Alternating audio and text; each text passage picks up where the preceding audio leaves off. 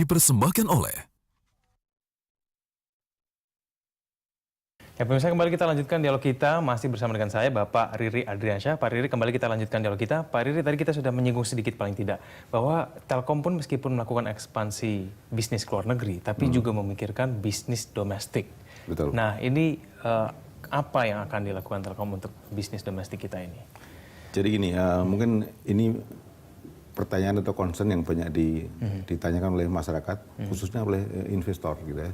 Jadi ingin saya tegaskan bahwa dengan Telkom melakukan international expansion ini bukan berarti Telkom meninggalkan domestik, bukan juga berarti bahwa Telkom melakukan shifting gitu ya, dari domestik ke internasional, sama sekali tidak.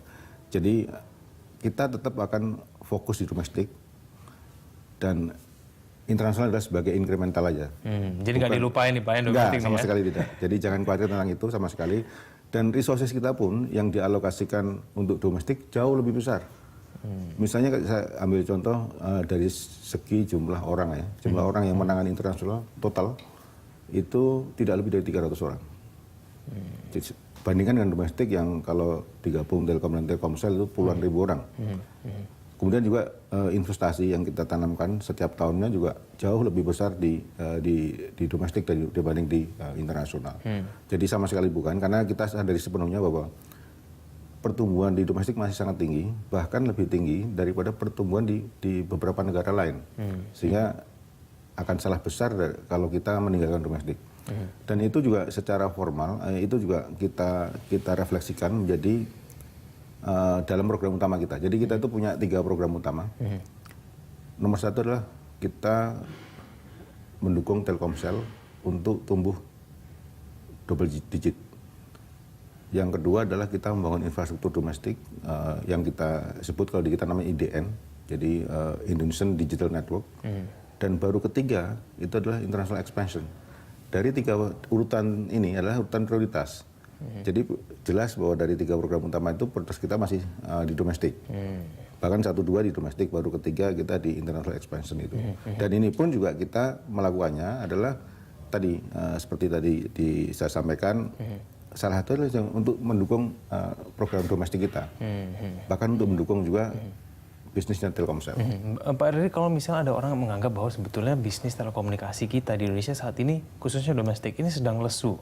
Nah, Pak Riri setuju tidak sih sebetulnya dengan anggapan orang seperti itu kalau kita berbicara mengenai ekspansi yang dilakukan Telkom saat ini ke luar negeri?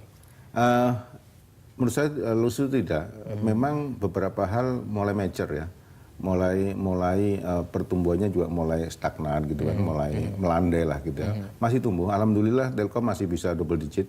Insya Allah sampai akhir tahun ini juga kita double digit baik di top line di revenue maupun di EBITDA maupun di bottom line-nya juga insya Allah. Kalaupun nggak double digit itu mendekati double digit lah.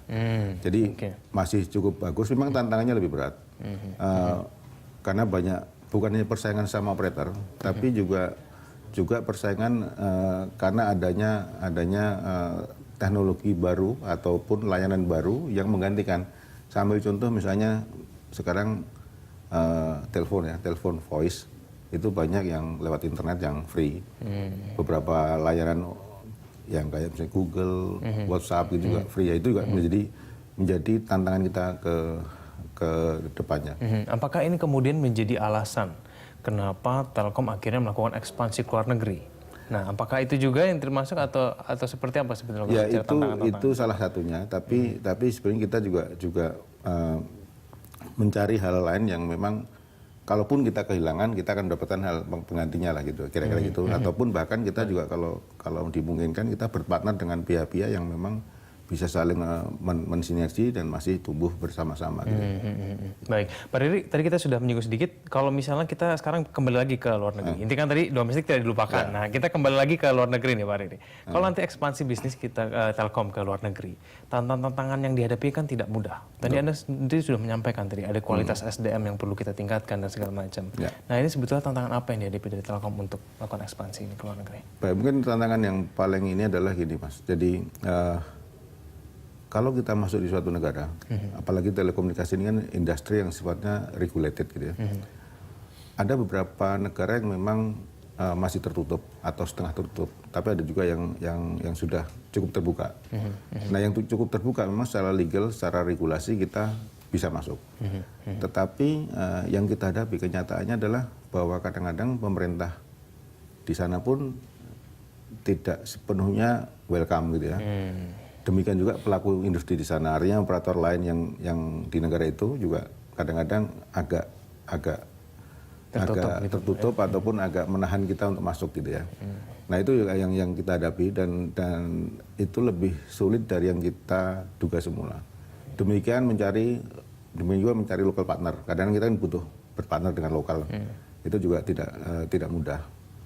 Dan tentu saja tadi disebutkan SDM. Nah, SDM ini kita juga menyiapkan diri, baik orang Telkom sendiri, Telkom Group, maupun kita mencari orang-orang lokal yang memang pas gitu ya, untuk kita hire. Dan yang kadang saya iri itu dua hal.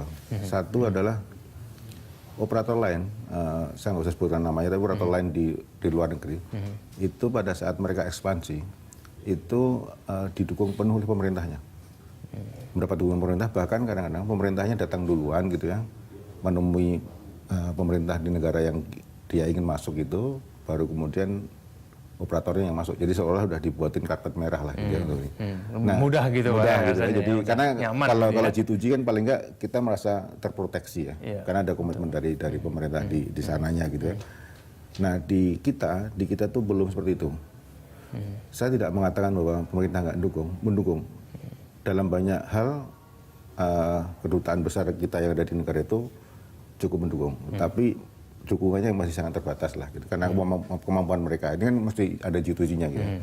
Nah, itu yang kadang-kadang saya agak iri. Yang kedua yang saya iri adalah gini, demikian mudahnya operator lain masuk Indonesia. Kalau Mas lihat ya, di beberapa atau di operator kita lah, sebagian besar mereka tuh udah dimiliki sahamnya tuh oleh asing, kecuali Telkom. Semua milik asing. Artinya dengan mudahnya para operator itu masuk ke Indonesia. Berarti orang lain masuk ke Indonesia mudah, kita keluar susah. Gitu ya? Itu yang kadang-kadang yang membuat saya kadang agak iri gitu ya. Gitu kan. Pak Riri, kita kemudian akan berbicara kalau menurut Anda nih apa yang mungkin bisa dilakukan pemerintah lebih maksimal lagi. Kalau misalnya sekarang sudah mendukung, tapi mungkin ada yang perlu bisa dilakukan, dan kemudian mungkin bukan pemerintah, mungkin ada faktor-faktor lain yang kemudian bisa mendukung industri kita untuk terus melakukan ekspansi luar negeri agar lebih mudah. Kita akan membahas itu di segmen berikutnya, Pak Riri ya. Bisa tetap bersama kami di Berita Satu.